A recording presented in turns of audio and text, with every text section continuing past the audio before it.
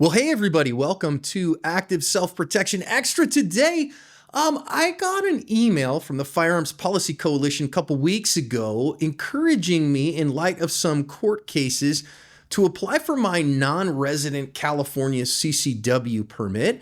So I have done that, and today I want to invite you into the process. This will be a multi-part video. Palm pepper spray is next generation OC spray. It's hot at 1.4% major capsaicinoids, and its modular design means you can customize it exactly to you. 3 different setups, lots of different color combinations.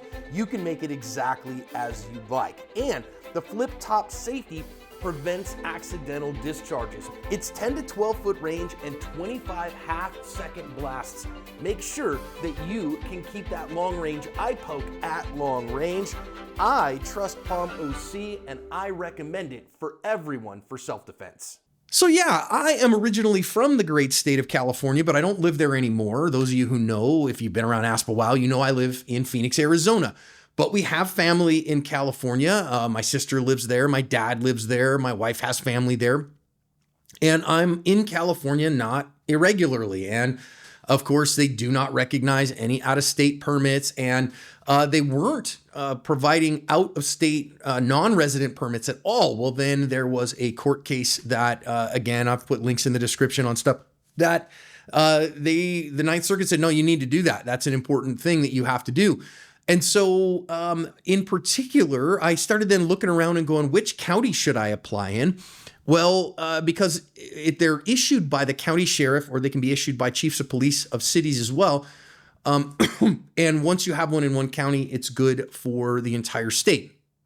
Now, don't get me wrong. California's gun laws kind of suck. Okay. Now their self-defense laws are pretty good. Actually, if you go look them up, the self-defense laws in California, they have strong stand your ground. So there's no duty to retreat in California. Good presumptions of reasonable justified conduct in use of deadly force. So their self-defense laws are pretty good. Their gun laws definitely suck. But as a non-resident, I go through California not irregularly. My sister, I go see in the San Francisco Bay Area. We have friends in Southern California. We lived in San Diego for a couple of years when I was in the Navy. We have family in the Los Angeles area and kind of East County. And so, having that, I go there several times a year. Would be very good, because I don't like rolling dirty. It doesn't pass the headline test. YouTube celebrity arrested for gun charges in California. It's just bad. So at the end of things, I got a second notification from Firearms Policy Coalition, which I'm a member of FPC. I'm a member of GOA. I'm a member of the Second Amendment Foundation. I'm a member of the NRA too. And so they said, hey, in particular, Fresno County has made their process a lot easier. Well, I know some folks in Fresno. I've got a little bit of connection there. So I decided to apply in Fresno County.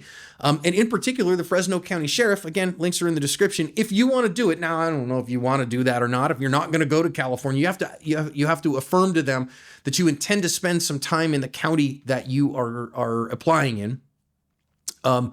They have a whole link of, hey, if you're a non-resident, this is how you do it. So I did mid last week. I'm recording this on the 3rd, on Monday, the 3rd of November. And I actually applied on, I think, the Thursday, the 30th. Well, I got an email just very, very quickly from an investigator with the Fresno County Sheriff's Office. And he said, so basically you go online, you fill out some paperwork, but it's an electronic form. They ask you to upload some documents. They want, your residency requirements. So they're like, we want to know where you live. So we want a picture of your driver's license. We want a couple of things that establish your residency, like your voter registration and your, a bill coming to the house or something like that. So then that way we know where you live. Okay, fine. And then there's some other requirements. So I put in what they had, filled out all the forms, did all that stuff. It was like, I want to say it was like $125. And the permit's only good for 2 years. And so then you're going to end up later having to take a 16-hour class and have an interview. Now, I get an email back from them, from this detective who said, hey, I need a couple of more things from you. There's like a little affidavit you have to sign that basically said there's going to be 2 restrictions on your permit. And the first restriction is that you won't associate with known felons. And number 2, that you won't do anything that'll get you arrested. Okay, I can sign those, no problem. Then you have to do a shooting test. Now that shooting test is, I think, 12 rounds at 10, 7, and 5 yards, and you get a big old B-27 target, and you have to put 75% of those shots on the big old B-27 target, and you pass. And you have to have that attested to by an NRA instructor. Well, I did send him an email back and said, hey, sir, I am an NRA certified firearms instructor and a whole lot more than that. I can send you my CV if you want. Can I sign my own affidavit as the instructor? Can I go and shoot it? I'll go shoot it. I don't care. It doesn't hurt my feelings any. Go shoot a little bit. Sure. I'll make a group about that type. And there's no time limit on it. And can I do that? I haven't heard back from him on that. The second thing that I saw, I got an interview in like, it was less than 3 weeks. So I'm recording this on the 3rd. My interview is on Tuesday, the 18th of November. Okay, cool. Well, he sends me an email back and says, hey, John, they're working on some things that the way that the law was passed, they're working on it in the legislature. But as it stands right now, if you're a Firearms Policy Coalition member, your interview has to be in person. If you're a member of the Gun Owners of America, though, then it can be remotely. Well, I happen to be a member of both. So let me upload my Gun Owners of America credentials as a member there. So then that way I can do it remotely, because that's one less trip over to Fresno, which from here I would, I live in Phoenix. You're talking about probably 8 hours of driving. Well, I guess, yeah, probably 8 to 9 hours of driving for me to get over there. I probably fly. Guys know I fly little airplanes, right? I have a Piper Arrow that I have access to, and I could fly over in the Arrow in probably 3.5 hours. Somewhere around there, 3 hours, something like that, maybe 2.5. So I will probably fly the Arrow over and do that interview. But because I gave him my GOA credentials, I don't have to go in person for that. I can do it remotely. I can do it via Zoom, which is so much easier.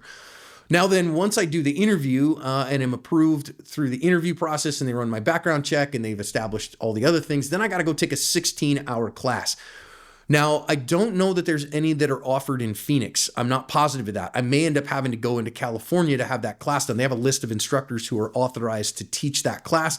I haven't looked and seen if there's anybody in Phoenix that's offering that class at this point. If not, well, then I'll jump in the plane and fly out over somewhere in there, and maybe I'll do it in Fresno. Maybe I'll do it in another county. I got friends in San Diego County that maybe I'll do it there. I don't know. It's a 16-hour class. Do I really need that class? No.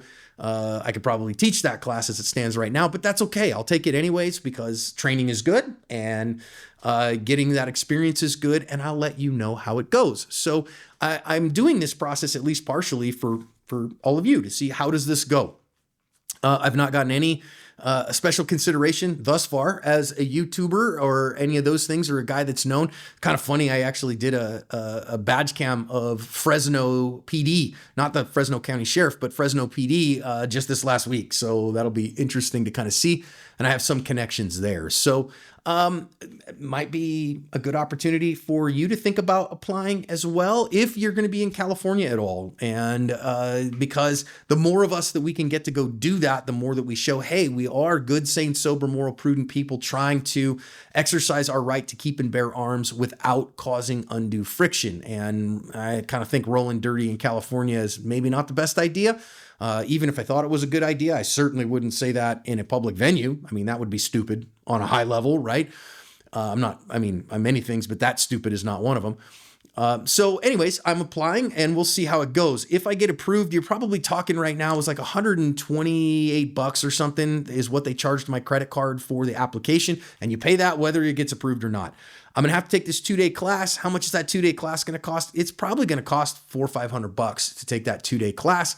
So now you're talking $600-700 plus the cost of going over there if I have to go over there to take the class. So it could be a very expensive permit, and that's crap to me. I live in the great state of Arizona. We have constitutional carry here. You don't need a permit.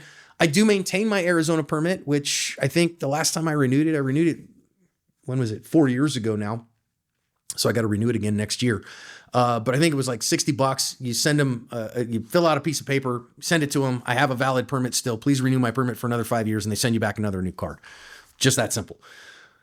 So, it's really easy here. And I do that for, having reciprocity with 38 other states. And then I don't have to go through the NICS system and do background checks because I've already been background checked.